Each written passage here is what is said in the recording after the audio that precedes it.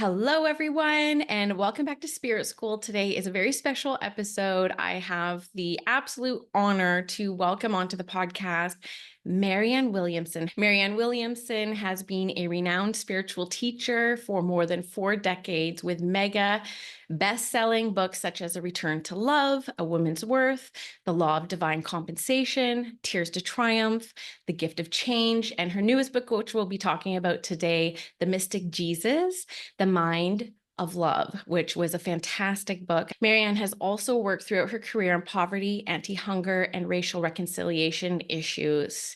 I have to say that the compassion work that you do towards food security and the racial reconciliation is something that has drawn me to you more closely in the past 8 years. Marianne, how has the book tour been going? Really good. Everything's good. We're living in a very tense moment here in the United States. We're just a few days out from our presidential election. So the energy in the air is agitated, Yeah. but we'll get through this no matter what happens. And we will go forward as a people and do what needs to be done, hopefully, to make sure that our country course corrects in whatever way we need to.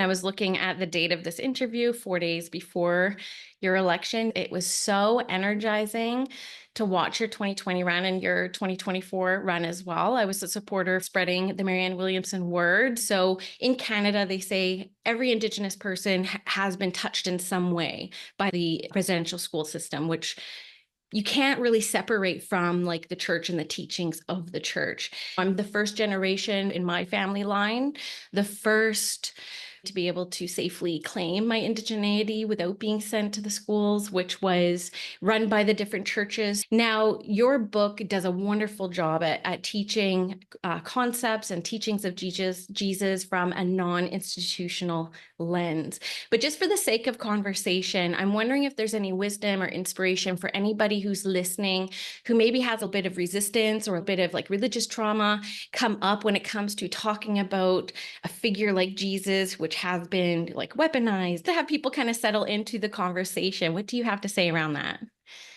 Well, as you yourself said, Jesus is separate from the institution. A Course in Miracles says, some bitter idols have been made of him who came only to be brother to the world. We're talking here about Christ. We're not talking about Christianity. I'm Jewish. Jews know a lot about persecution by forces that have been at least in cahoots with, if not directly acting at the behest of the Christian church. History is history, and we learn our history, and it's important that we learn our history, very important, among other things, so that we don't repeat certain things. But it's also important to remember that the Christian church today is not the Christian church of the Inquisition. The Christian church today, and there are many facets of the Christian church as well.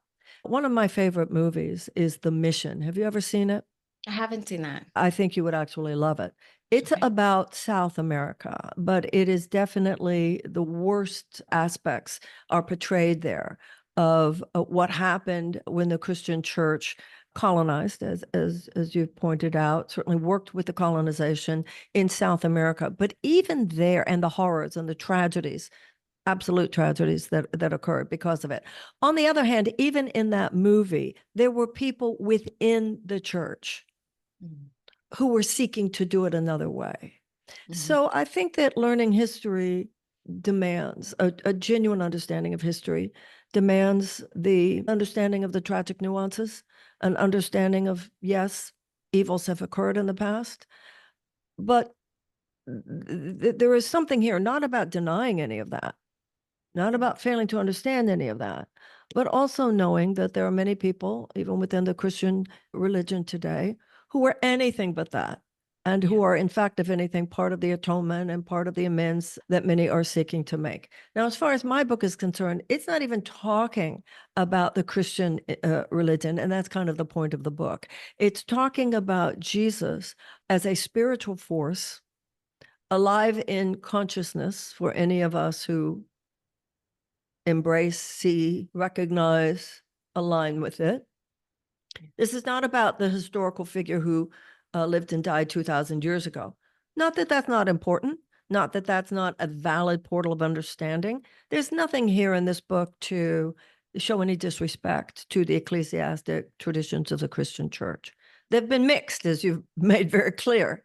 But this is about a spiritual aspect of consciousness that cannot be monopolized by religion, cannot be monopolized by any institution, and if anything, is the Jesus freed from that institutional box within which so many things have occurred that people not only reject, but just in some cases just don't see as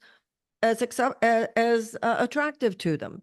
Many people want to know about Christ. They want to know about Jesus. They want to know about the Holy Spirit. They want to know about God, but they don't want the dogma, and they don't want the doctrine, and they don't want to align with ideas that just don't work for them. But that doesn't mean that they meant to throw away the baby with the bathwater. And that's what really my work has always been about. As a student and a teacher of A Course in Miracles, you've got this Christ-centered language, but these terms are used in decidedly non-traditional psychotherapeutic ways. The Course is not a religion. This is not about Jesus as a religious figure. It's about Jesus as a spiritual force of consciousness, not only active on the earth 2,000 years ago, but active within any given moment that we open our hearts to express that which he is.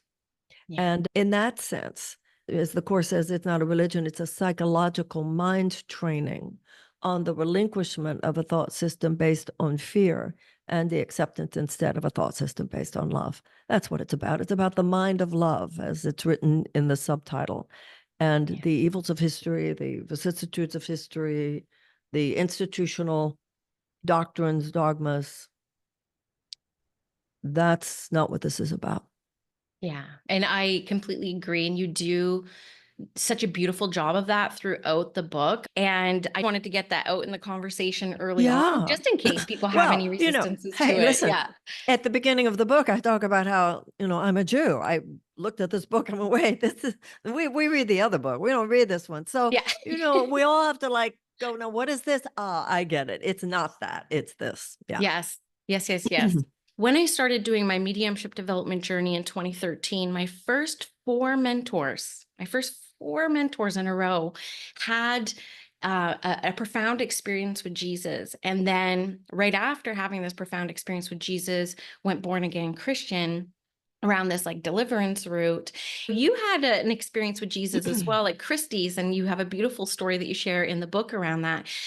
Have you seen that be a common experience for people who have profound experiences with Jesus? And why is it that like someone like you has this profound experience and you turn it into something that can help thousands of other people, and then other people have experiences where they end up going down this real fear-based and fear-spreading route? I have never met anybody who, through a journey within A Course in Miracles, then became an evangelical Christian. Maybe they did, but that hasn't been anything I've ever heard from anyone. The Course in Miracles says that this course is for people from all religions and no religions. They are those who have heard the call. So I think people come to the Course in Miracles and feel very comfortable within whatever space they inhabit within a religious context. That I certainly have.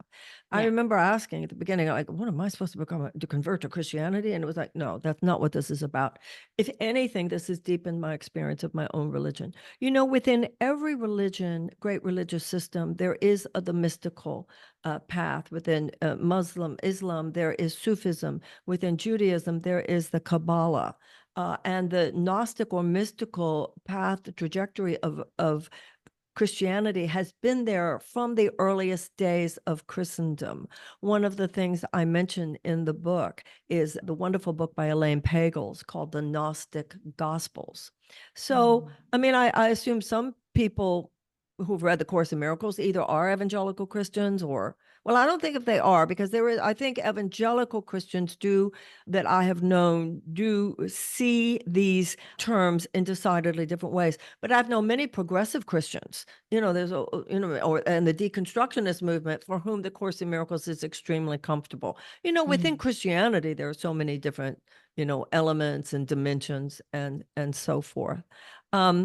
So it was never really became an issue for me. I talk about this in the book, is that when I first started doing the course, I was so amazed by some of these terms because I didn't have to unlearn anything. I didn't have to go through any ambivalence based on religious trauma or, I mean, I certainly had the issues of an understanding of history and many chapters in the history of pogroms and inquisitions, etc. But it was obvious that's not what this book is about. Yeah. This, and the Jews never had a problem with Jesus. We had a problem with Christianity. It's a big Yeah. difference. And the same for you as it's coming from an indigenous place. Once again, that line, bitter idols have been made of him who came only to be brother to the world. The Mm. mystical experience that this book is about, as you mentioned, it speaks to that experience I had at Christie's, and that a friend of mine who helped me edit the book told me that she had a very similar one at the Vatican one day. So my experience at Christie's it was during the time when I was writing the book. And a friend of mine named Maria, I was living in New York City at the time, and she called me up and told me that there was a painting that had only recently been determined by art scholars to be an actual legitimate, verifiable Leonardo da Vinci. It's called Salvatore Mundi. And I'd seen a picture of it digitally, and it was really mysterious because somebody was going to buy it and nobody knew who it was and all that kind of stuff. So it had all the elements of, that kind of, it was exciting. Yeah. She said it's at Christie's. Have been showing it there, Christie's Art House in New York City. And this afternoon, it's going to be taken away to deliver to the mystery buyer who has purchased the painting. And Christie's was very close to where I was living at the time. Yeah. She said, "You want to meet me over there? Because I know somebody who works at Christie's." And she said that we could see it. So I went, "Yeah, great." We walk in, and it's just like, you go into an auction house, you go into an art gallery, and, and you're talking to your friends and you're looking around. And the line at that point was very short because it was the very end of the viewing period. And so we're talking, and then I get up to the painting. Now, I've seen the Mona Lisa at the Louvre. I've visited enough museums that I've seen great art. And at first it was like, oh, wow, it's because it's a gorgeous painting. And then something happened and my sense of it expanded. We use that word portal, but it was like a portal. And this is what I saw. I saw that he is, and what I got was two words, and that he was these two words in infinite degree: tenderness and power. That he is infinite tenderness beyond what you can even imagine. Like if you were to receive 1 billion babies' kisses, and infinite power, the power that holds universes together. And I was just kind of stunned. I don't know if I was there. Was I there for a minute, 3 minutes? I don't really think I was there for 5 minutes, but I don't know. And then I sort of came out of it. And then they were taking the painting away, and I'm back to, just talking to friends and like, what just happened? When I told my friend Andrea of that experience, she said, I had something similar happen to me several years ago. She said at the Vatican. She was at the Vatican in Rome, obviously. She saw a picture of Jesus, and she too was delivered. This has been very interesting for me, Danielle, because it's made me wonder, is this what the experience was of people hundreds of years ago when they painted these paintings? Yeah. Was this more? That really blew my mind. Anyway, what she saw, though, was different. What she saw, whereas I had this experience of the two words and tenderness and power, she had, he is everyone. In the course, an example of the psychotherapeutic difference between the way these words are often seen, whereas in traditional Christian principle, there is only one begotten Son, means Jesus is the only one. In the Course in Miracles, there's only one begotten Son, means we're all it. There's no place where I stop and you start. We are one. He created us as one. So what Andrea saw was, he's everyone. Everyone, like all the people in the world. Now, the Course in Miracles would say, who have ever lived and whoever will live. but she too was delivered to that kind of portal experience. And that's really what the mystical is about. It's not about theology, it's about experience. So this week I took this week off work and I downloaded the Audible and I got to listen to your book, which is a totally different experience for me. I always feel like I receive information more when I listen to it, when I hear it. Is just how I retain information a lot more. And I was in the bath listening to it, and I tell you, I was taking notes feverishly and like bookmarking. And so I can see how a piece of work like this could be considered an oracle in itself. Like I can imagine getting the physical book now and just opening it, just waiting to be inspired, because there's so many divine messages throughout the book that really speak to our times today, which is, I think, the bridge that we really needed. So I wanted to go through some of the quotes that kind of stopped me in my tracks, that felt relative to what I experience in the world today, and then jam on them a little bit with you, if that sounds good. Thank Okay, you. And thank you for your very generous words.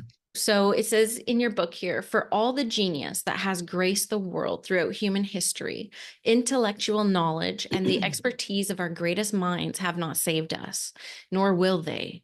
The power of the brain is extraordinary, but by itself, it will not save us from ourselves.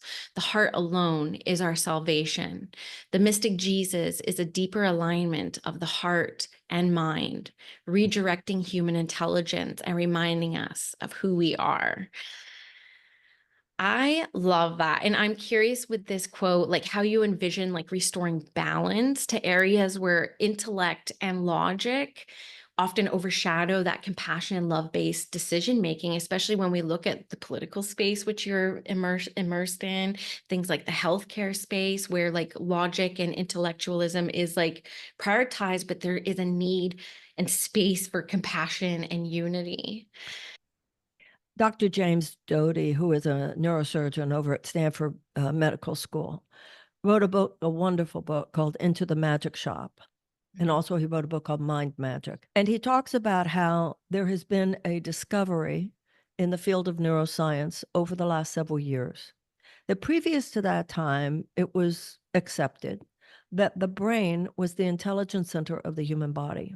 Yeah. Now they realize there's a partnership, as it were, a previously undiscovered partnership between the brain and the heart. And I thought that was so interesting because not only is that partnership, that marriage of brain and heart, the intelligence center of the body, it's the intelligence center of any one life, and it's the intelligence center of a society. You can give me all kinds of reasons why we allow, right, 12,000 children to starve every day on this planet when there's no dearth of food. But, you know, it's insane. The Course in Miracles says love restores reason and not the other way around. So you might give me rational reasons for why those children are not fed, but it is an unreasonable result that comes from that so-called reasoning. It is not reasonable that we are destroying the planet the way we are. It is not reasonable that we are separating ourselves from one another, attacking one another, judging one another, warring against each other the way we are. Love is the ultimate reason. And that is why, as women, I think, we must stand up to those who say that our thinking is somehow less sophisticated. Right. They're the people who know, right? And we're patted on the head as though our wisdom applies to raising small children, perhaps. Yeah. But it does not apply to creating a thriving, much less even a sustainable society. That's why I think that it's important for us as women to know it's not enough only for the external chains that might have bound our grandmothers to be removed. Not only the societal chains that have been need to be removed, but the emotional chains that remain in our head. Well, maybe they're not going to burn me at the stake. Maybe they're not going to throw me in a residential school. Maybe they're not going to leave me out of membership in the club. But if I've internalized the misogyny, if I've internalized the oppression, then I'm so afraid to speak because I'm afraid I will not be approved of. I'm afraid that if I say, but feeding the children should come first, taking care of the earth should not come first. Yeah. Creating peace should come first. That will be considered, well, she just doesn't have the appropriate intellectual understanding. And that's, that's why that whole aspect of feminism is so important, that we must not only stand our ground, but stand for every sister who does the same. That's why I so appreciate things that you've said to me since we got on today about the support that you gave me during my political campaign. We're living at a time when enough people have a sense, and I think that this is true around the world. Enough people get this is gone. We've gone haywire. Yeah. We've gone haywire, and we are headed for the iceberg. It could be biomedical, it could be weather catastrophe, it could be nuclear. Yeah. We've got to turn this thing around. But we not only need to know that, you can't just know it and then grieve it and spiral down in depression and pain over it. Yeah. You have to say, no, I'm going to say what needs to be said, which by definition will not be appreciated by the status quo that created this horror. Not only Mhm. will I say it, but I will stand with those who are saying it as well. Yeah. That is so powerful. It actually moves me to want to cry, but I'm not going to cry in this interview. I'm writing a book, my first, called Rematriating Mediumship, which is all about restoring feminine principles to the art of mediumship. And when I read old academic papers about the flourishing of mediumship in the 1800s, it really does pinpoint to this belief that women are the only ones who hold the level of ignorance to be able to truly channel spirit and speak above their capacity. That was like evidence back in the day. And I feel like we're still kind of like living in this framework of mediumship that has like those old principles seeped into it. And I'm trying to write a book right now about why can't we nurture ourselves into confidence and development? Like, why can't we hold space in a more nurturing a way with other mediums and other people who are peers, instead of like, this individualism that has been really driven up until now. And so this speaks a lot to me because it's like part of my mission in the next phase of my own career. It just speaks to me so, so deeply. Going back to the heart, we would call this the heart mind. So we have like our mind, but then we also have like our heart mind. And whenever I connect in with the spirit world through my mediumship, I actually can feel my heart mind activate and like open. And I could tell that that's where all the communication is coming through. And I realize that it is about living a lifestyle that is more connected to the heart mind than the thinking mind, which I'm going to talk about it in an upcoming quote. But like, this is the freedom that I get with entrepreneurship. I get the privilege to be rebellious in these ways because I'm not operating within a framework or structure that No, somebody that's else has great. identified for me. That's beautiful. I hear you. That's the privilege of entrepreneurship. It's a privilege of being out there on your own. There's a wonderful article that was written by Matt Taibbi, and he talks about how part of what made the United States develop the way we did was that kooky was accepted. And so he said, that's how we got the light bulb. That's how we got this. That's how we got that. The idea of the eccentric, the idea really, which is what the entrepreneur is. Somebody just goes out on their own because they have a better idea. You're right. It is a privilege of entrepreneurship.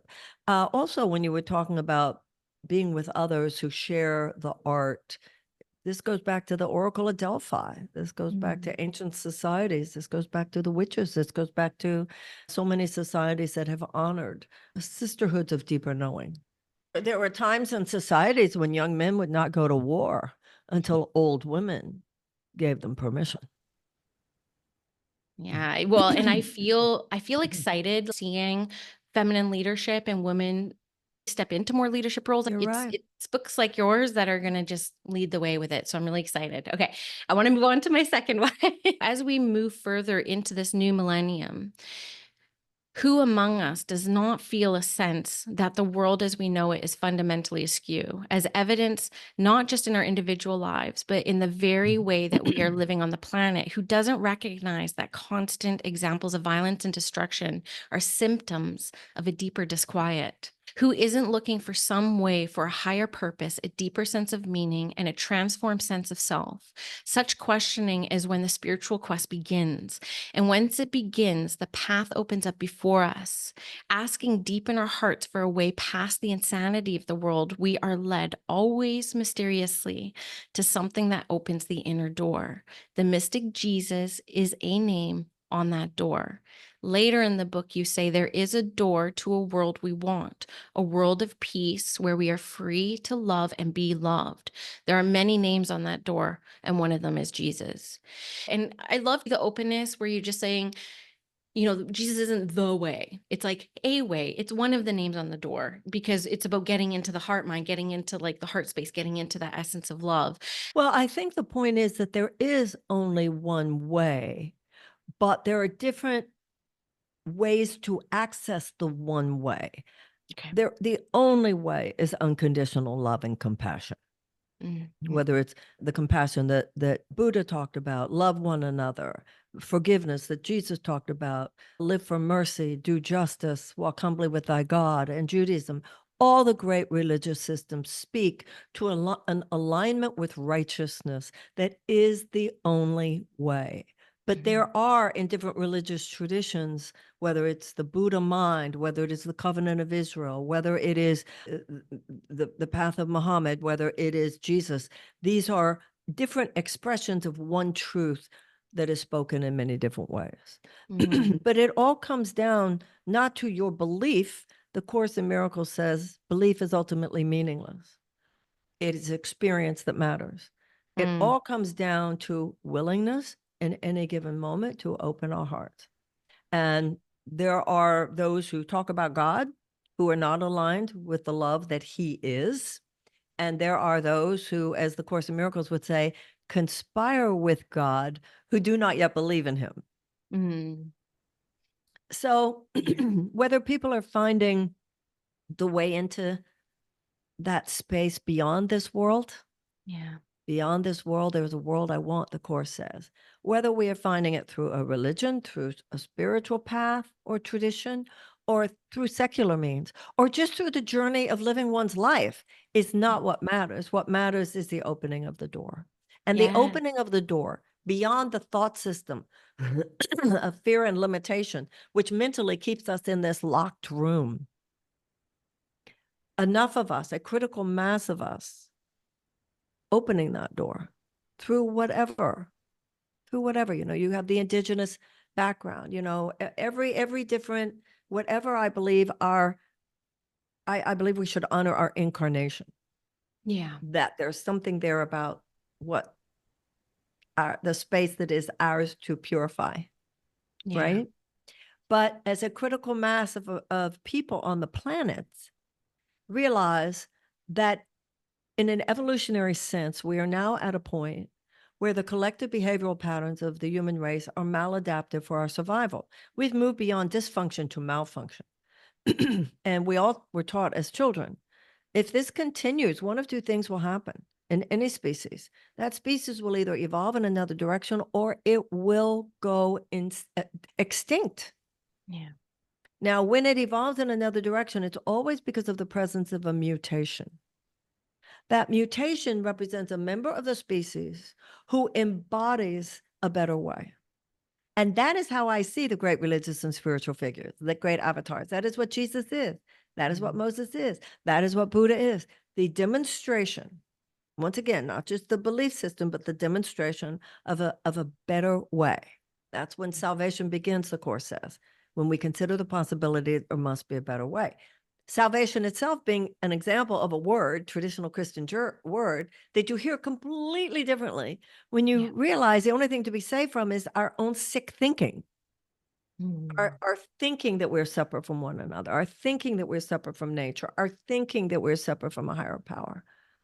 So I think at this point, it's the sense that to even whether it is Jesus or any other name on the door, the opening of that door that's the possibility of this moment. That is the possibility that leads us beyond the trajectory that is exceedingly perilous should we not find a better way. The Secretary of General of the United Nations says we are on an unsustainable path. And I think there's something so profound, you talking about an indigenous woman, my being a Jewish woman. I think that there's this very profound way that we are feeling a kind of cellular knowing and wisdom of our ancestors. Yeah. Right? What is the ancient wisdom that the tribe, the cellular tribe, the genetic tribe that we are part of represents, because all hands on deck right now. What did your Yeah. ancestors say that could be helpful? What did your ancestors say that could be helpful? What did your ancestors experience that is part of what we need to understand? Yeah. This is not should none of this should be seen as rivalry or conflict. It should be seen as a plethora of sources of wisdom. Yeah. And I think Jesus, when seen that way, does not lead you to think, oh, this is Christian and the Christians are over here and everybody else is over there. No, he's like the moon. Nobody gets to own the moon and the stars. Yeah. God knows they're going to try. But nobody gets to own the breeze. Yeah. This is an aspect of nature, and it's an aspect of our nature. No one gets to Yeah. own it. I love this. So there's so much I want to say. And I do speak to that a little bit in my next question I have for you about the things that I feel like my ancestors are saying about this time and how to like start to restore balance. As I was reflecting on this analogy of like this door, and I really felt that that's why it made it onto this list. And I started just like sitting with myself. Like I felt this door before. I feel like I've had some really profound divine spiritual experiences. I've been so blessed that this is my full-time life. Like so lucky. And I started thinking about, maybe this is connected to more of like my culture, but like nature, I see creator in all things nature, like the magnificence of the diversity of the forest. I live in a rainforest, so I have so much Mm. diversity here. And I can't help but like walk through nature and just see magnificence and wonderment everywhere. And it really does crack me open. And are you saying like when you call in Jesus or you accept Jesus as the term that you use as a pathway through this door, is it like a similar experience that you get? I feel like my heart's been cracked open. Well, anything that cracks open your heart is a genuinely religious experience. Yeah. And we make too much of a deal about why and how somebody's heart cracks open. Yeah. The issue that we should understand as important is that the heart cracked open. Yeah. So clearly, experiences in nature can totally crack open the heart. When I think of an experience in nature that has genuinely expanded me, there are two things. One has been walking through the redwood forests, redwood Mm, trees in Northern California, yeah. and also the wilderness in Montana. Mm, Different yeah. different people have different things. For me, the issue of Jesus has been about the power of forgiveness, the power of faith that miracles are possible. That's what has expanded and cracked open for me. The importance of the person standing in front of me, the person I'm thinking of, the importance of this moment, that I stand forth in this moment as best I can in a truly grace-filled, gracious place, Yeah. honoring and respecting the person in front of me and owning that together perhaps we could do more than we could do by ourselves. That's the kind of cracking open that the experience of Jesus has been for me, that any given moment I can probably do better, Yeah. and that with his help I can. And there are places where I can do it without his help because it's not that big a trigger or it's not that big a wound. And, Yeah. and I get the principles and I'm like, okay, I'll let it go. But we all have those places where the wounding of the world is so great that we need that, as the Course in Miracles would call it, evolutionary elder brother, internal teacher, Yes. gentle guide of perception to help us make that evolutionary leap, which in our own lives might be too hard otherwise. Very great point. The second thing that I was reflecting that cracks open my heart, and it ties into another quote that you have in the book. And I was thinking about this and I was like, I wonder why it does that. And then I read this quote in your book. I'm like, that's probably why. But the second thing that cracks my heart open is when I sit to serve, like I sit to serve in a mediumship capacity, whether it's serving the spirit world or whether it's serving the person in front of me. And you write in your book, we can only see God's love when we are willing to express it. And I think that resonated with me so much. Yeah. When I first started the Course in Miracles, the image I've used is I felt like I had been for years trying to climb up the steps of a huge cathedral. And my elbows were bloody and my knees were bloody. And I kept trying and I kept trying and I kept trying. And I would get to the top. There were these big wooden doors. And I see myself struggling to open the doors and I couldn't open the door. What happened for me when I started reading The Course in Miracles was I realized the key to opening the door is my perception of the human being in front of me. My perception of the human being about who I'm thinking right now. Because if I'm thinking with judgment or attack, I'm dropping a sword on my own head because there's only one of us here. So I will not be able to feel the peace of God Yeah. as long as I'm denying love to someone else. Yeah. And that was huge for me. And I'm not saying that that's not written anywhere but the Course in Miracles. The Course doesn't have any monopoly on truth, but we all have the particular book or the particular teaching where the aha moment happened, where maybe Yeah. we'd even read the same point, but it wasn't until that particular one that we got it, which is part of the beauty of the journey, I think. Yeah, and that's the beauty about books like yours. And I know that this is going to be a book that I'll revisit time and time again because we'll only get to experience what is in our awareness at the time.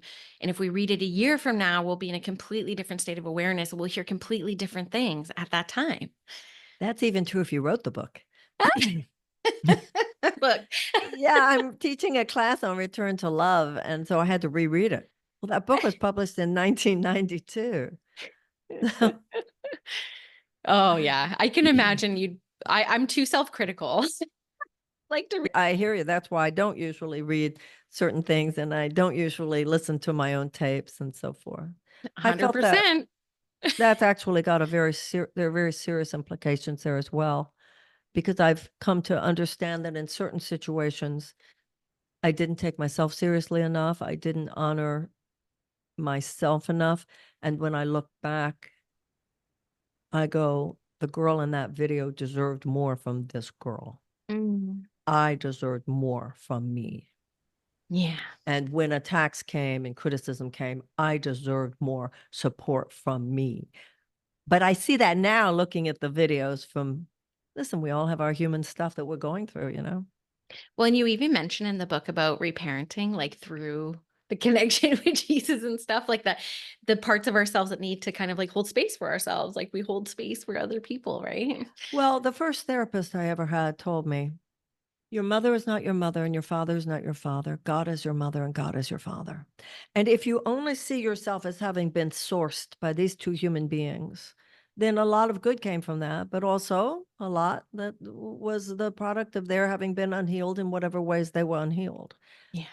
If you see yourself spiritually as sourced by God, you know, the Course in Miracles says enlightenment is a shift in self perception from body identification to spirit identification, from Mhm. self with a small s to self with a big S. Self with Yeah. a small s is part of your family dynamics and all that that entails. Yourself with a big S is an idea in the mind of God, created perfect, created innocent, and what God creates is inalterable and indestructible. It changes everything psychologically when you understand that. Mm. Yes, I'm gonna have to listen to this and take notes while I'm in it. That's beautiful, beautiful. The next quote I want to bring, I know will speak really deeply to spirit school listeners who are all like developing intuitives, developing mediums, develop professional intuitives. And I really love this quote where it says, the world blinds us to who we are and why we're here. The world as we know it is not home to the true self, and we cannot find ourselves within its walls. Even at its best, it is a rickety, shoddy house compared to the light filled mansion that exists within. Yet, the point is not to ignore the world, to reject it. We are here to transform it. Our purpose is to become the light that casts out the darkness, to be the harbingers of the different world by becoming different people. The more we understand the deep meaning of events, the more powerful we are at transforming them. The deeper meaning of any situation is a universal longing for love. All of us long for it. All of us are looking for it. The miracle occurs when we realize that we ourselves are here to provide it. We can see God's love only when we are willing to express it. Beautiful quote, because I'm sure everyone who comes to you is like, what's my purpose? What's my purpose? Purpose is like such a key topic in our generation, but you also really capture a sense of spiritual melancholy. I find a lot of people experience when they find the path and then they feel like, I don't belong here. And then I find people try to transcend above the human experience when being human is so deeply spiritual. So, what say you? Yeah. That's, the Course in Miracles says this world does not have deep enough roots to sustain you. You simply cannot feel totally comfortable in your body if you think that the world of the body is all there is. You can accumulate, you can achieve, you can do all kinds of things, but the ultimate high that we seek is not to be found in anything that the world as we know it can provide.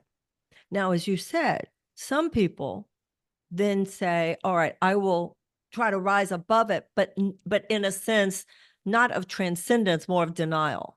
The sense of, I'm just going to deny it, which is not the point. Your point is to miraculously transform it. I use the image in the book of the fairy godmother and Cinderella. The fairy godmother represents the Holy Spirit, which is a representation of Jesus. Jesus is the Holy Spirit is Jesus, because they have become as one. The fairy godmother has a wand, just like Moses had a rod, just like all the old wizards had wands. And the wand is our vertical consciousness. The wand is filled with light in the fairy godmother. The Course in Miracles defines light as understanding. Now, what's really interesting is Cinderella has been treated horribly and has been denied access to the ball. That's the experience of most people. I've been treated horribly and they won't let me. There's a party going on and I don't get to be part of it. Right?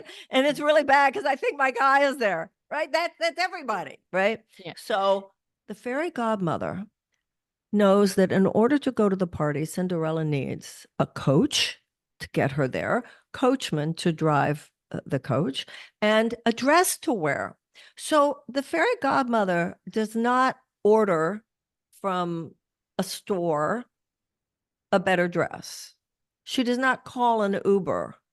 Her wand touches the pumpkin and the pumpkin transforms.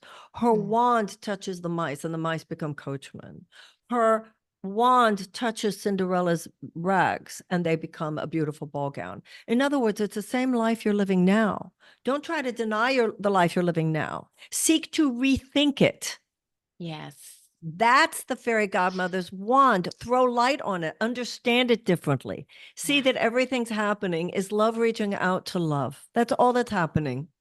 Yeah. And so, the Course in Miracles talks about the fact that that's your purpose here, to stand within the world as the teachers of God, to teach us to demonstrate God as love, to represent the alternative with a capital A priestly function, whether it's mediumship, teaching, science, business, politics, be the priestly function of someone standing within that space, articulating a better way, articulating and embodying to the best of our ability a more loving way to be and do within this space, which then, like the fairy godmother's wands, will transform all things. And that is our purpose. And it's our purpose in every moment. And I think where we get stuck with the purpose thing is that we think my purpose is different than your purpose. No, we all have the same purpose. The form has to do with our particular history, our particular skills, our particular talents, our particular temperament. Yeah. But what matters is that whatever it is used to channel as a conduit the love that will transform the world. Yeah. That resonates really deeply. And you're always like 2 steps ahead of me, because in 2 more quotes, which is the last one I'll have for you, you offer a prayer in your book where it's like, I am determined to see this differently, like have that perspective shift is the only way to do better when we know better, essentially. The highest level of prayer is I am willing to see this differently. If I'm crazy, if I'm angry, if I'm upset, if I'm whatever, there is on some level where the problem is that I am not seeing this clearly. Yeah. I am not seeing that only the love here is real. Yeah. I'm not seeing it. The Course in Miracles says only what you are not giving can be lacking in any situation. I'm not seeing the mote in my own eye, or I'm not seeing the innocence in my brother that they, for whatever reason, they, in relation to you, don't see how to get their needs met and still be loving. It's all just this nightmare we're caught in. See beyond perception to the knowledge of your heart. I am willing to see this differently. That opens the curtain. It opens the door. And then Jesus becomes, there's a part in the Course where he says, because the idea of Jesus in the Course is that he has actualized the divine potential that lies within us all. He says, I don't have anything you don't have. The only difference between us is I don't have anything else. I am in a Mm. state which is only potential in you. Oh. So he says, if you can't get over that rock, put out your hand as would a child looking for the guidance of an elder brother, and I will take you across the rocks. And then he Mm. says in a line that I think is so chilling, he says, I assure you, this is no idle fantasy. Powerful. The book will be there, the lyric will be there, the podcast will be there, the movie will be there, the teacher will be there, the comment made by somebody who doesn't even know you will be there, the experience will be there, the insight and meditation will be there. It'll be there. Yeah. And prayer is the medium of miracles. I will say that prayer for me is really powerful. And I consider every time I speak to the spirit world to be a prayer of sorts. I had an experience this past June where I was like attacked about something. And my initial response was to like attack back. And I could see my spiritual maturity in action because I actually just took a second to just like tune into my heart and just say a prayer of, is there space for compassion here? And that was my prayer. Is there space for compassion here? Which I know is like one of the biggest messages of Jesus as well. And I was able to respond within seconds a way that was much more in alignment with my integrity and like the true intentions of my heart, because I just took a second to pray. If only a few words. So when I read books like these are the things that really stick out to me, are the things I will take away, are these like simple prayers that I know can alchemize a situation like this, which is what you speak to really well with the analogy of like the fairy godmother and the wands. Mine's a feather, but True. It's absolutely true. And taking that moment, what the Course calls the holy instant, mm, let him in. Whatever your process, whether it's Jesus or any other, go back to your heart. Gather your forces. Align your heart and mind, and then you'll know what to say, and you'll be the person you need to be when you say it or do the thing that you're led to do, and it will miraculously transform the situation.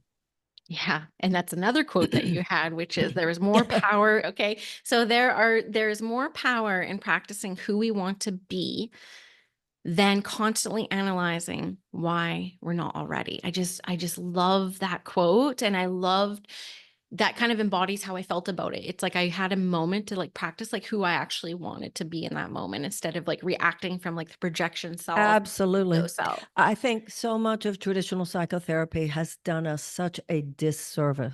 You can't get to the light by overanalyzing the darkness.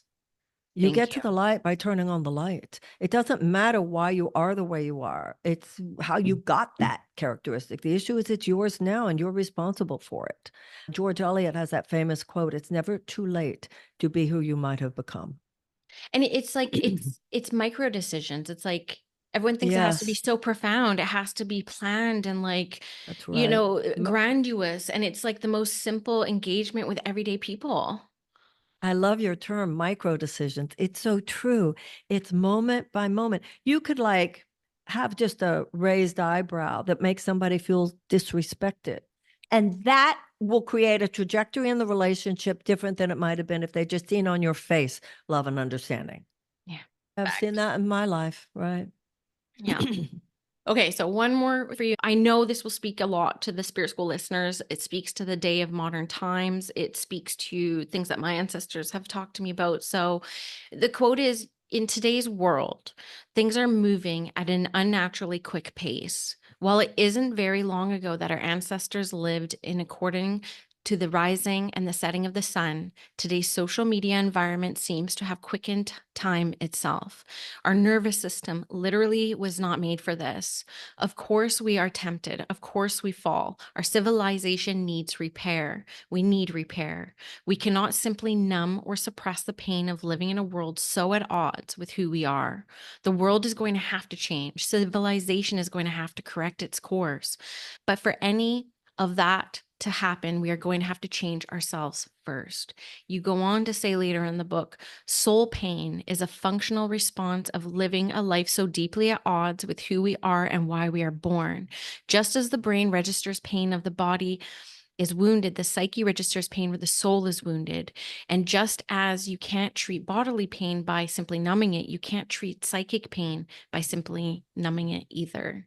Ooh, this is really big. Sometimes, no matter how awakened I am, no matter how spiritual I am, no matter how much I'm seen as a leader in my micro space, I still numb sometimes. Well, welcome to the human race. That's true of all of us. That's why we're all being reminded, was that healthy food? Did you walk around today?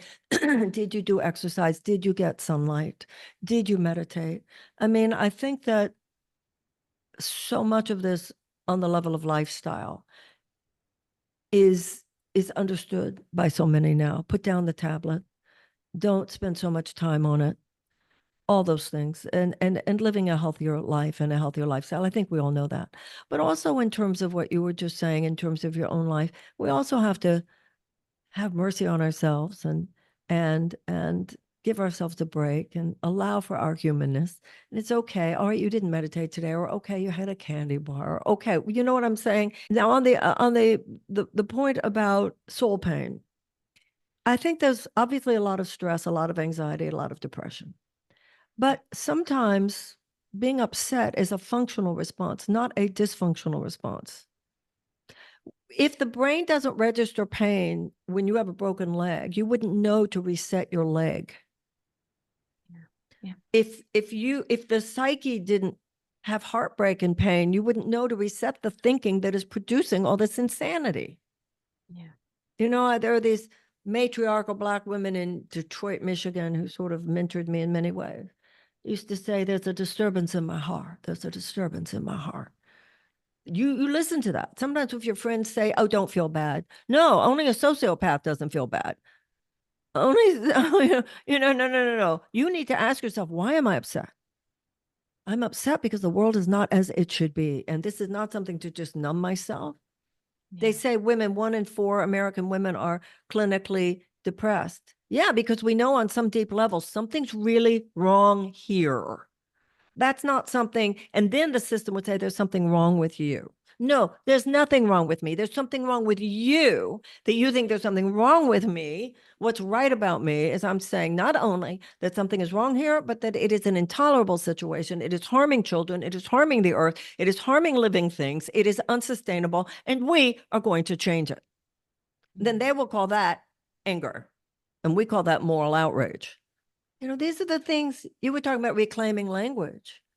Reclaiming, no, the entire conversation. And the fact that we should be, I've been saying for years to my audiences, given the state of the world, if you're not depressed, what's wrong with you? Yeah. I agree. And, one thing I find in the spiritual space as well, because I am up on politics, I am up on world events. It's part of my own spiritual practice to stay on top of this stuff because I'm holding space for a lot of people. I need to know what I'm holding space for. I think it's a moral responsibility to be aware of what's happening, or else how do we know how to envision like a bigger or brighter future or more light-filled future? One of the things that we talked about earlier was what our ancestors and influencing us on and inspiring us on. And reading this, it really made me think about how I built this big ass physical school on the ocean. It's beautiful. It's world class. It was so hard. I got so burnt out right after I built it. I was like, wow, this is like a lot of work. And I felt societal pressure to do more, to run more classes, to work evenings, to work weekends. And I kept feeling inspired from my own ancestors to instead slow down, to instead tend to myself. I think it's something, though, that people are beginning to understand. And we have to protect the sacred space that is who we are. And a machine cannot do that. That's nature, sunlight, genuine community, quiet, meditation, healthy food. We won't repair either our bodies or our societies in a few broad strokes. Just like when you were talking about micro decisions, it's micro decisions what to eat, micro decision whether or not to exercise, whether or not to take a walk, whether or not to, do you know what I'm saying? But we Yeah. can get about the work of it. And I think that we have swayed in so many ways. But when you talk about yourself and your own background, I think the zeitgeist of this moment is people who have seen such miraculous transformations in our own lives. We're not perfect yet, but we're a hell of a lot better than we used to be. And now we are ready to take on the collective work going forward of healing the larger society in which we live and the larger Yeah. civilization, and beginning to realize at a whole new level the urgency of the task and how very much is at stake. Yeah. Yeah. Well, this is where I was wondering about your perspective on entrepreneurs, because when I listen to this, I feel like as an entrepreneur, I have more freedom than a lot of other people who are in different systems to experiment with a different way of being, which is something that I felt kind of like responsible about, but like also interested in. I'm like, can I be successful choosing family and spending time with the kids over, hustling and making this work? And that's been a big experiment and a big pull, but it was in the name of love and preservation and sustainability, which I think is overall an underlining message of your whole book. People had already, even before COVID, been realizing that too many of us were in these corporate boxes, Yeah. that we had to show up at work at a certain time, leave a certain time. Whether or not we had time for community, for our families, for our children seemed secondary to whether or not we were clocking in a way that served stockholders, et cetera. So there was already a sense that something is terrible, actually. Then COVID came, and a lot of people realized, well, actually, I could work from home. Hmm. And so a lot started to change, I think, then. Now people are processing these changes because, like you said, if you do say, I'm not going to work for the man, I'm going to be an entrepreneur, you're also taking on all the risk. Yeah, it's a lot. You're also taking on all the risks. So, that doesn't mean you can afford to then not work as hard. No, I know. And then so you're going to be the one determining what your hours are. You're going to be the one determining. And I honor you. I raised a daughter, and I made the mistake of thinking when my daughter was a little girl, I remember making the mistake of thinking, well, as long as she's in the room with me, it's okay if I work those hours, as long as she's in the room with me. And I came to realize, no, if she doesn't have my full emotional attention, Yeah. as long as I'm on the phone or as long as I'm on the computer, then it's not, even though, I mean, I actually heard my daughter say when she was a little girl, I miss my mommy even when she's here. Oh, yes. So these are the things that we're having to, work through. It's not easy, It's not. but this is the good work, the It work we is. have to do. I feel like this is a really important message for me to hear too, because my kids are 8 and Mhm. 10, and I'm kind of the same. I'm here, I'm with them all the time, but I'm not fully present. And I think that there's some resentment for spiritual parents who are just like, I want time to be spiritual, but kids don't have boundaries. And when am I going to have time? I mean, you hit that in your book too. You talk about the miracle of mornings, and you got to make space for what voice do you want to carry you through the day? What voice do you want to be the guiding force throughout your day? And I really felt that. I absolutely felt that. So thank you for being vulnerable about that and being honest about that. There's a lot of parents that listen to my podcast, and I think that this will be a good wake up call for all of us. Thank you. And this is, I think, particularly something a lot of women are working through. But it's at least we're attending to the right questions, and at least we're tending to the wound, and we're trying to figure it out. And I Yeah. watch my daughter. I think a lot of what I mentioned to you, certain mistakes I made as a mother, I don't think she's going to make. Yeah. That's how we progress. That's how we progress. Then I get to Williamson. try to get it right as a grandmother. I mean, My yeah, my parents got a total do-over with my kids. exactly, exactly, exactly. Life will always give us, and that's part of the miracle, life will always give you an opportunity to begin again if you atone for your errors and seek to forgive others for theirs. Yeah. Marianne Williamson, this has been a highlight of my life, to be honest Thank with you, you. and a highlight of my career. And your book, as you mentioned, and throughout the book, light is the answer. And your book really does bring a lot of light to the world. So I highly encourage my Spirit School listeners to go pick it up. The Mystic Jesus, I will have links to Canadian and US ways of purchasing this in the comments. Do you have any final words for the Spirit School listeners, No, Marianne? yeah, just that I think you're great. And I was honored to be with you. I appreciate your having me. And it was a a really cool conversation. I wish you the very, very best. Thank you. I hope our paths cross again, but if not, you Oh, can I hope assure so. I am What supporting and thank you. watching. Thank you. Thank you so, so much.